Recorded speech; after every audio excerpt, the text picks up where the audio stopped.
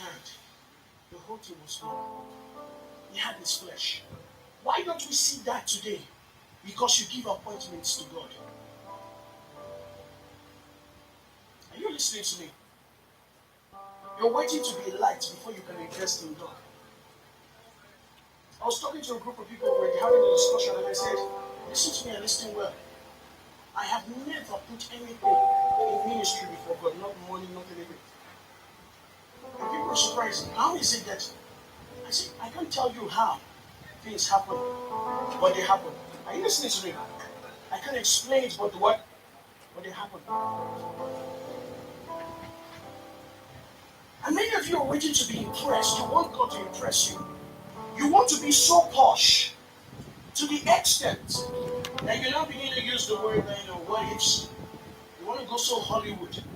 So it's not cool right now to be holy towards God. I'm going to say this here. We're having a discussion with some people this morning. Amen. Something happened this morning. Many of you, and where I stay, I just came out of my house in the morning, was talking to somebody, and we had this car screeching, like, and it was a loud boom. So quickly, we ran to the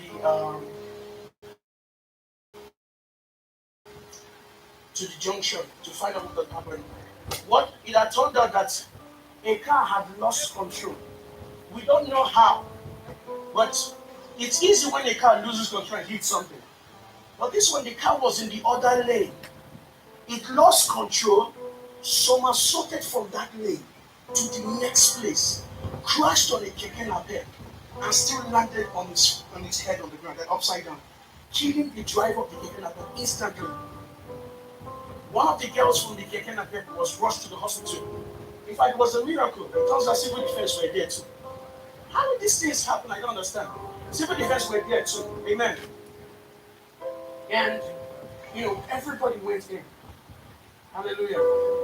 Civil defense was there, and we all, they carried the girl. She was one of the passengers. She was unconscious, and they rushed her to the hospital. Amen. Free, that God was going to heal her and deliver her. Amen. Now, this is what happened. When the whole thing happened, the Association of Keke Campaign. Don't mind me. I once had a girl say she does not like entering Tanzania.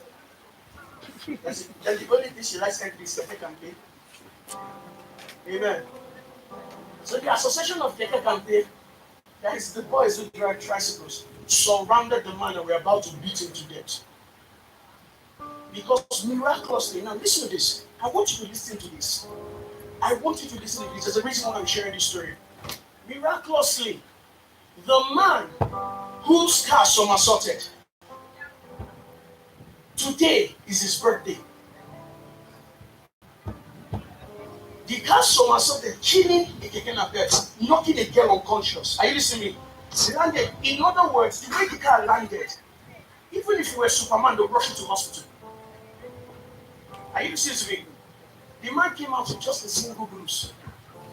But it was clear. It was clear he was in shock. And so when I looked at him, I even came to the car. I was like, where's the driver? Did the driver make it? And the driver answered me, I'm the driver. So I looked at the man. The man was calmly looking at me and talking. I was like, now this is what I call a miracle. Because this doesn't happen every day. This is not something you see every day. Now, you see, when the boys wanted to get, and the man was telling me that the man shared something briefly before he went into internal shock. And he could not talk much anymore. But he was still healthy. He was just, there's a way. How many of you ever been driving and you almost hit somebody, or you know how uncomfortable you start getting with your car? I remember I entered somebody's car. I'm not calling anybody's name, but I entered somebody's car and the person was driving in the night. And the person refused to slow down, went to that roundabout, and another car almost hit us. So I just did, and I shouted, Cynthia! Oh, sorry, I didn't mention name. Amen. And I knew after that she was not very comfortable with driving. But the man shared the story with me. He said that day was his birthday. Today is his birthday.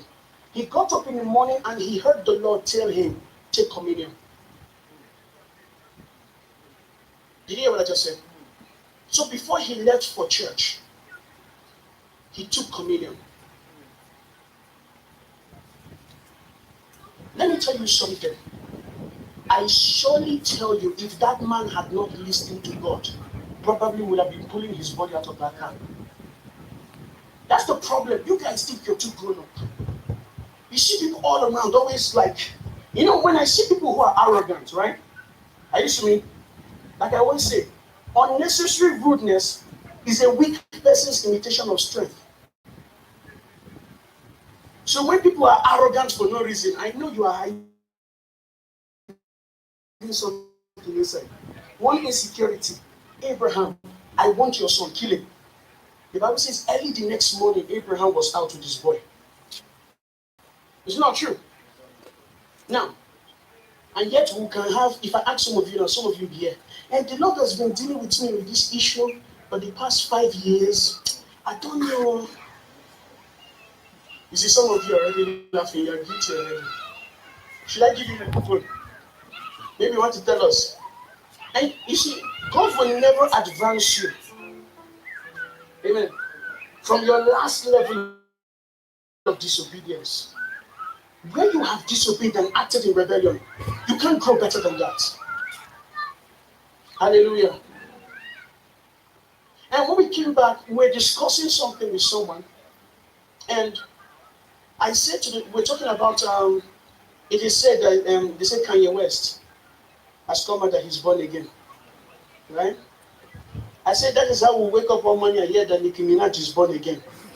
And the person, people are happy and saying these people will claim they are saved, but you will see no change in their lives. Did you hear what I just said? Know what? And because they are popular people, they give you the impression that the way they are living is the way the Bible meant you to live. And so we'll have people who play games with God. When you play from God, it will be impossible for you to do that. That's why a lot of people have missed out. Not because of anything, but because they give schedules to God. Isn't it funny how people will only rush when they want something? When they, like your pastor, you know if I'm right or wrong.